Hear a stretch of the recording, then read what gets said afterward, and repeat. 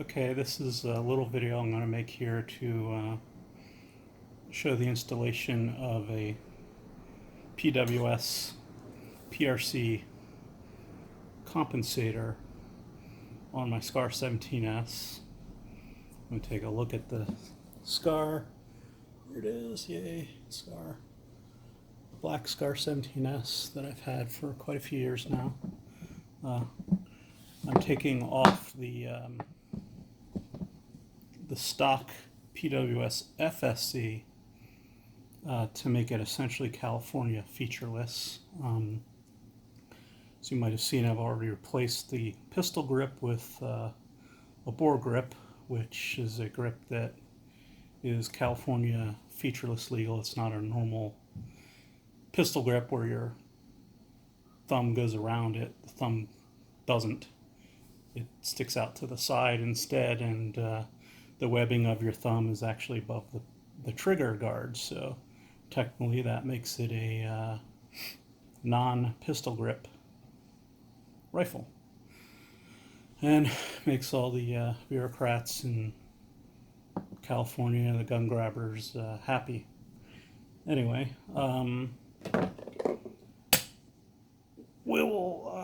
the stock unit on here is the FSC, which stands for Flash Suppressing Compensator.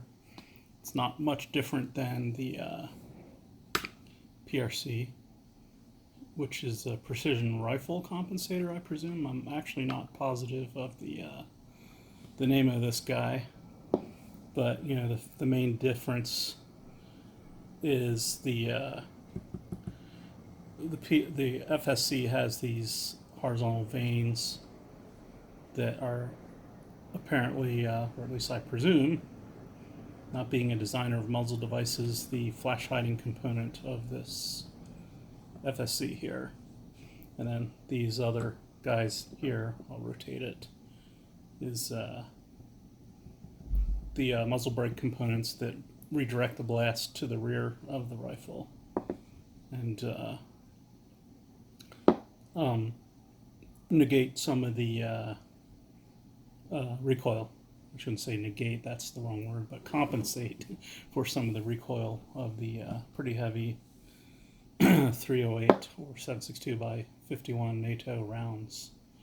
It does make a big difference, as well as the operating system of the SCAR. I fired recently a HK G3 with the same ammo, and the recoil is significantly worse than this SCAR, even though it fires the same ammo. So the brake and the huge bolt carrier, I presume, is makes a big difference. And the SCAR is actually a little lighter, at least. Well, don't quote me on that because I don't have the figures in front of me, but by the ARMO meters, the G3 seemed to be heavier, as does the PTR 91, which I also have a California featureless version of that. Anyway, let's get on with the program here. Anyway, this has obviously already been loosened.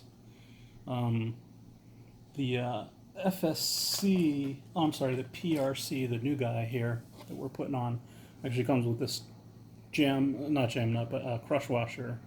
But we won't be needing this because the SCAR has this jam nut here, which serves as a kind of a backing piece to the whatever muzzle device you're putting on. So all I should have to do, presumably, is clock this thing correctly, and then move the jam nut up, and then tighten them. Basically, I think the instructions say you should essentially put the jam nut up against it pretty tight, and then have the device about 90 degrees off of that, and then turn it. Although I suppose I could just clock the device here, and then use the jam nut to actually do the tightening in the same way. Basically,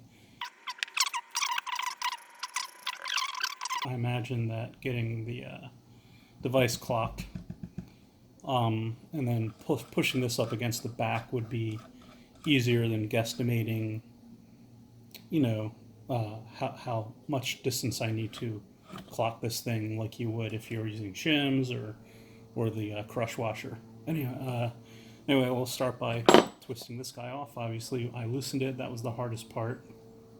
So this is the old device. We have our threads here. I'm also going to take this guy off because what I want to do is let's clean off these threads. So I'm going to spin this guy off. Let's put it in a place where I don't forget the orientation. Goes on like this. So the side it's down is the side that goes on. Boom. Okay, this is off to the side here. And I'm just going to use, get this out of the way, this rag here, a little bit of CLP, there you go, and just clean it off, and then I'll actually dry it off pretty good. I'm not going to let a whole bunch of CLP. This is just to get the cruft off of it, because, you know, it's had about 1,000 rounds through it.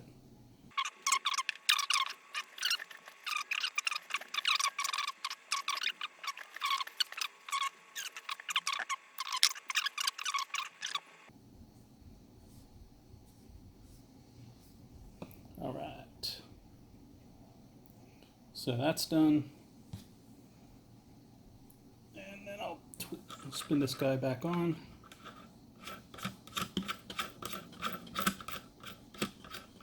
You notice it spun on a lot quicker because of the fact that it has a little lubrication now.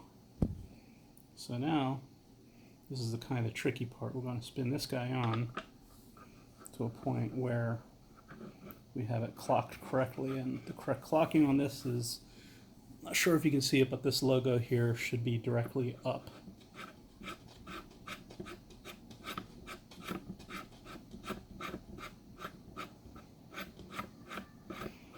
Twist this and twist it. I'm just going to kind of twist it to a stop. Okay, it stopped here. So it stopped there. And what I'll do is I'll twist it back until this thing is basically eyeballing it directly up. Probably would help to have my glasses on to see this a little better. But it looks like it's pretty even. Use this as a kind of a straight edge to gauge it. Yeah, it looks pretty good. All right, the stupid camera phone stopped recording kind of in the middle of me tightening this thing.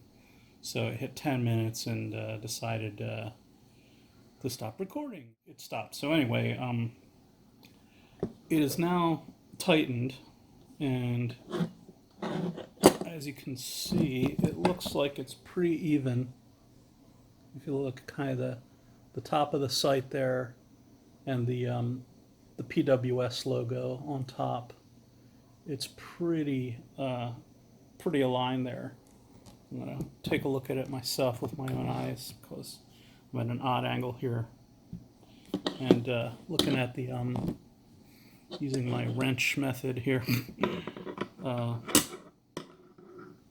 lining this, it looks like it's pretty, you know, right there on top. And of course, tightening this thing, what I wound up doing, put this back on the side that's easiest to tighten it, is you didn't really see me do it, but all I did was put this crescent wrench on the device and then put this crescent wrench on the jam nut, and I pushed, my hands in the way, but I held this as tight as possible so it wouldn't move. I did feel it move a little once, and I compensated by pulling on this left on the actual device wrench, and then I tightened it by obviously pushing on the jam nut wrench. So I've got it pretty much as tight as I think it needs to be. I'll try to go a little more just to show, and it hasn't quite spun 90 degrees as the instructions say, but that might only be for the lock washer. So I'm not going to push, you know, this is only kind of a hand tight thing. I'm not going to, not hand tight, but a little over hand tight. I'm going to use the rule of thumb of a quarter turn, which is just about a quarter turn past hand height, I should say. My mind gets ahead of my mouth sometimes, but there's a kind of rule of thumb out there in the fastener world.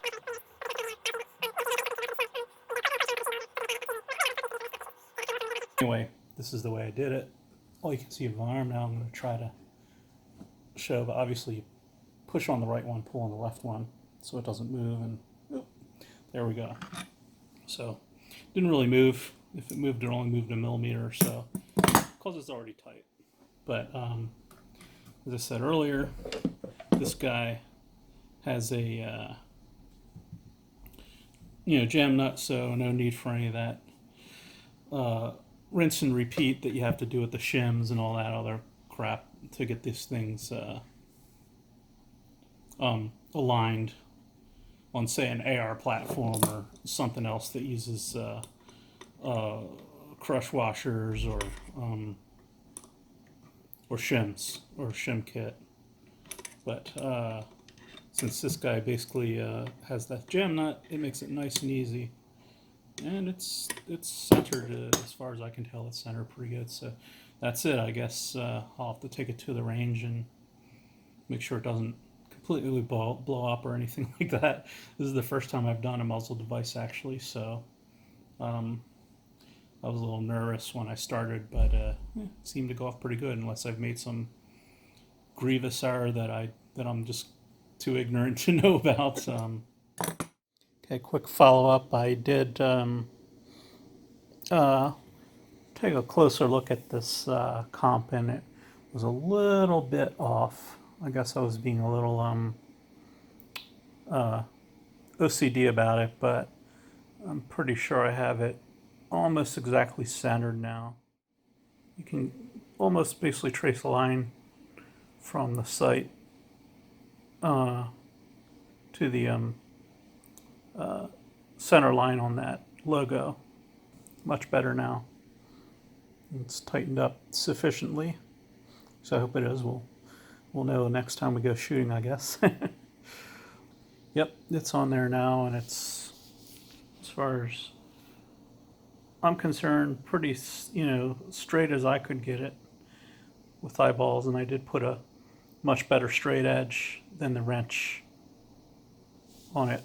It lines up with several very straight markings on the barrel and on the sight, and there's a few other straight lines on the gun. I was able to line up with the straight edge and make sure everything was straight. So that's about it. Bye.